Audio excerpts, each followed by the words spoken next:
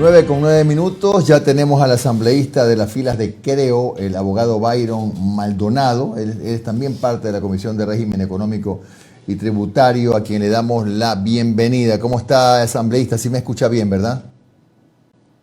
Perfectamente, Jimmy, buenos días. Muchas gracias, un gusto saludarle. Asambleísta. Bien, ya sabemos lo que decidió ayer pues el CAL. El CAL decidió devolver el proyecto de ley al gobierno, pidiéndole que, por considerar que no había unidad de materia, etcétera, cosas técnicas, lo regrese por cuerda separada. Dígame si usted cree que eso era lo razonable o que sí había forma de que el CAL apruebe ese solo cuerpo para que lo conozca el Pleno. Bueno, es un tema netamente técnico, este asunto de la unidad de materia. La Corte Constitucional ya se ha referido al respecto. Si bien es cierto, la Constitución establece claramente que los proyectos de ley deberán referirse a, entre comillas, una sola materia, pues en este tema económico sí aplica. ¿Por qué? Porque tiene un hilo conductor que provoca que todas las aristas, que todos los temas que confunde por un instante, es un tema muy personal a mi criterio, que confunde por un instante no es lo mismo temas que la materia. Por tanto, la materia es netamente económica, tiene como objetivo el crecimiento y el desarrollo económico.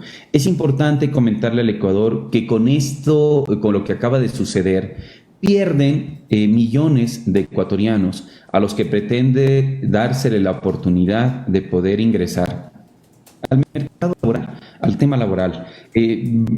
Quiero como antecedente comentar algunos aspectos. Nosotros escuchamos y he escuchado durante algunas entrevistas de una forma crítica hablar a algunas personas que defienden aquel, por así decirlo, 30% o 3 de cada 10 ecuatorianos que tienen empleo formal. Los otros 7 ecuatorianos que no tienen un empleo adecuado y formal no están siendo defendidos, y el gobierno tiene la obligación de forma responsable de preocuparse por ellos, de generar las condiciones y las características necesarias para poder generar este empleo y motivar a que los empresarios o quienes tengan empresas o empleadores puedan precisamente contratar. La contratación formal es la excepción en lugar de ser la regla en el Ecuador. Tenemos un gobierno que heredamos un déficit realmente de 7.000 millones de dólares, con una afectación a riesgo país enorme y en consecuencia a la inversión y por ende a la generación de empleo. Entonces, hemos tenido gobiernos que simplemente han venido gastando más de lo que ingresa normalmente, ¿no? Anualmente. La falta de seguridad jurídica, el excesivo contenido de trámites para efectos de poder emprender en el Ecuador y normas ineficientes, ineficaces, que desincentivan la inversión y el empleo es lo que ha sido el factor común en nuestro país. Entonces hoy, a mi modo de ver, pierde el Ecuador, pierden esos millones de ecuatorianos que hoy necesitan de manera urgente, mediática, tener empleo. Respecto al tema de la unidad de la materia, ¿no? Esto responde a un principio legislativo, estimado Jimmy, que tiene como fin precisamente el establecer cuál es el límite de la discusión de un proyecto de ley de una forma que sea razonable. Entonces, en este caso, no se puede decir que deberíamos enviar 10 proyectos entonces, o si hay reformas de 30 normativas, enviar 30 proyectos para que esos 30 proyectos sean revisados, cuando todos tienen como objetivo fundamental el crecimiento económico. Y voy a citar un ejemplo. Mañana se establece que la contratación que tengan constructoras que desarrollen una obra civil en una comunidad. Sí, continúe, estamos escuchando bien. Bien, perfecto. Que una constructora que desarrolle o ejecute una obra civil en una comunidad pueda contratar a gente, por ejemplo, campesina, que no esté en la seguridad social afiliada, sino que esté en el seguro social campesino. Ya. Actualmente no es posible, y como conoce todo el mundo. Pero si enviamos y decimos, bueno, ahora se va a deducir, porque solo durante el término o el plazo que demore esta ejecución de la obra se va a poder contratar a la gente de la comunidad. Entonces, alguien dirá, no hay cómo manejar en tema económico y tributario, porque eso tiene que ver con un tema laboral. y no es posible porque van de la mano. Ya. Ese hilo conductor permite que las dos, en este caso, que la constructora se beneficie, que se modifique el tema de deducciones en materia tributaria, que se dinamice la economía del sector y aparte se genere más empleo.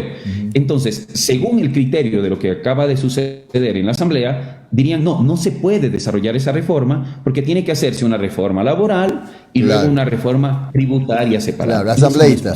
Asambleísta, a ver, lo que usted me dice, no sé si me deja a mí la sensación de que seguramente va a regresar el proyecto solo en lo tributario como urgente. Y no sé si lo laboral, ya que ya no podría ser, tengo entendido, usted debe saber más que yo, no puede ser económico urgente en lo que tiene que ver con materia laboral, lo van a enviar tal vez por cuerda separada, pero ya no con ese carácter de urgente. ¿Eso es lo que podría ser la alternativa? Bueno, a ver, primero lamento que no se haya tenido los votos suficientes para que el proyecto sea debatido en el Pleno. Era un proyecto que necesitaba ser debatido precisamente entre todos los asambleístas y la ciudadanía. El Ecuador entero esperaba ese debate de una forma muy técnica, desprendiéndose de ideologías políticas. Sin embargo, yo no creo que se lo envíe en forma separada, la verdad. El gobierno está en este momento analizando cuáles son las mejores alternativas precisamente. Y claro, la ciudadanía nos pregunta hace un momento que quizá una de ellas pueda ser una consulta popular. Efectivamente.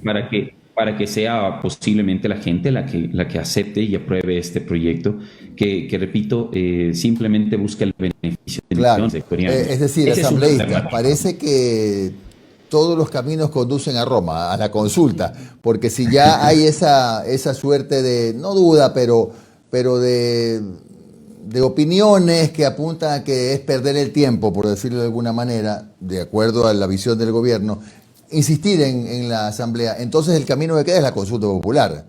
Es esa la idea. Efectivamente, ese es el camino. Ahora, repito, el gobierno y la bancada del Acuerdo Nacional estamos revisando cuáles son esas alternativas que se pueden plantear, porque, repito, el Ecuador necesita soluciones mediáticas para el tema del trabajo, para el tema tributario, para el tema económico, para este régimen temporal de regularización de activos en el exterior, de temas no declarados, por ejemplo, que es un tema muy atractivo para que la gente pueda traer el dinero que tiene en otros países, y existen varias reformas a muchos cuerpos legales. Entonces, técnicamente, lo más adecuado, repito, sería de pronto empezar con probar una consulta popular para que sea el pueblo ecuatoriano quien decida. Y ustedes les van a consultar seguramente, el presidente de la República los convocará a una reunión, a los asambleístas. Su posición es que debería resolverse esto por la vía de la consulta. Mi posición realmente y de forma personal es que sí, debería resolverse esto a través de una consulta porque, repito, ¿quién habla por esos 7 de cada 10 ecuatorianos que no tienen empleo? Entonces, si usted entrevista a alguien que hoy es presidente de una asociación, de un gremio, de un sindicato, va a defender a quienes en este momento ya tienen ese empleo formal y que está bien. Y el régimen alternativo que se propone en este momento no pretende en ningún momento ni pretendía restar o quitar derechos ya adquiridos de los trabajadores. Entonces, lamento, insisto mucho que se haya desarrollado de esta manera el proceso, pero tenemos que analizarlo aún, debatir este proyecto, porque también estamos abiertos a cualquier observación y sugerencia de parte de los ecuatorianos, ¿no? Asambleísta, muy buenos días. Omar Jaén le saluda, muy amable por su tiempo, asambleísta.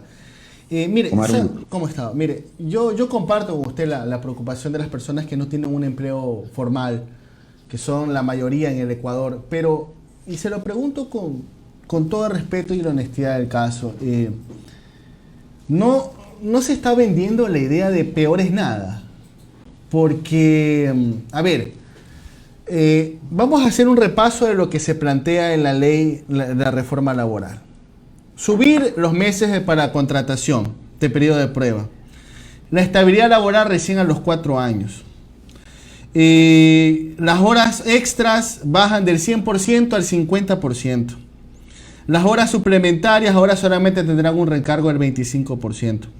Las 40 horas se las puede cumplir en 6 días. O sea, si el empleador quiere que trabaje sábado y domingo sin horas extra, lo va a hacer. Se rebaja el desahucio del 25 al 15%. Ya no hay indemnización por cierre de la empresa por caso fortuito o fuerza mayor. Se puede reducir la jornada, con lo cual se reduce también los sueldos. Si en una de las 13 causales, que se sube de 8 a 13 causales, los motivos para terminación de contrato, el trabajador, aparte de ser despedido, tiene que pagarle una remuneración al patrono. Insisto, la preocupación es lógica, pero se está vendiendo la idea de toma lo que hay, peor es nada. Creo que no, Omar. Gracias por su pregunta. Miren, vamos a ser muy prácticos. Yo estuve, y le voy a contar un tema personal, yo estuve 10 años en el servicio de rentas internas, luego salimos a conformar en el 2012 algunas empresas y hemos generado más de 60 fuentes de empleo. ¿Y cuál es el temor? ¿Cuál es el temor, Omar, normalmente del empleador? Primero, los costos excesivos que tenemos por la contratación de personas. Entonces, sobre todo este costo de salida de un trabajador. Entonces, la idea de esta norma, uno de los objetivos fundamentales es motivar a los empleadores para que puedan contratar a la gente. Porque ya lo dijo el presidente y quiero insistir en esto, no hay nada más precario, Omar, y a todos, queridos amigos, que una persona no tenga empleo. Porque el empleo desencadena la posibilidad de poder dar a los hijos educación, alimentación, salud, vivienda digna, etc. Entonces, la forma de dinamizar la economía es contratando a la gente, dándole empleo. Ahora, la gente que está contratada bajo el régimen general, que es el contrato de trabajo, va a continuar en ese régimen, y el régimen que se propone es un régimen laboral alternativo, es decir, paralelo, ¿no es cierto? Pero ya yendo a la realidad, existen negocios que no funcionan lunes, martes, miércoles, y no tiene sentido tener gente, por ejemplo, trabajando de 9 de la mañana a o a 6 de la tarde, por poner un ejemplo, porque no hay actividad. Voy a poner el caso de un restaurante o un bar, por ejemplo, que funciona normalmente más el fin de semana y por la noche. Pero hay otro caso, Omar.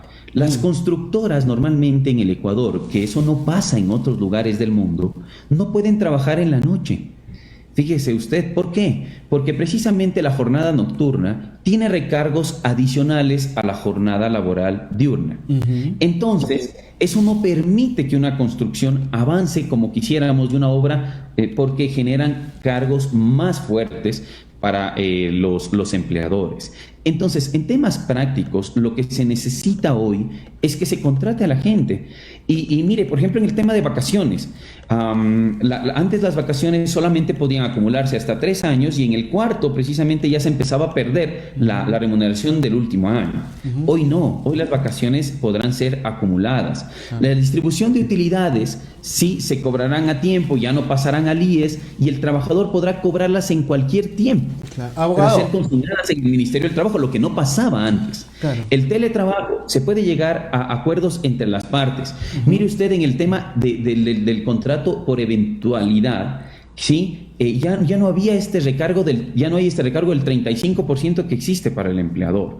Es decir, las 40 horas podrían ser repartibles en 6 días de la semana, con un tope máximo de 12 horas, 12 horas, que eso también es otra modificación, abogado. Ahora, claro, 12 horas diarias, hasta 12 horas. Un tema también, usted mencionó que se incluyen 13 causales para poder terminar el contrato. Le comento algo y lo digo con mucho cariño a todo el mundo, porque como abogado es importante que la gente conozca que además de las causales para el visto bueno que existían en el Código de Trabajo, existen causales adicionales que simplemente estaban dispersas en los artículos subsiguientes.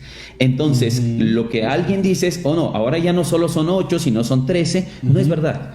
Con mucha sinceridad, porque existían otras causales en otros artículos.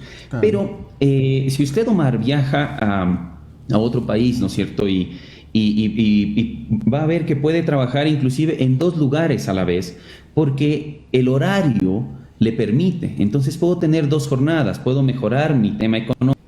Claro. Es que habrá más sacrificios, pero no podemos pensar en que los ecuatorianos queremos trabajar solamente Ahora, 6 horas. Abogado, mire, en una de las nuevas causales que se establecen, se puede despedir por falta de apego a la rectitud en el obrar y en el cumplimiento ético del deber.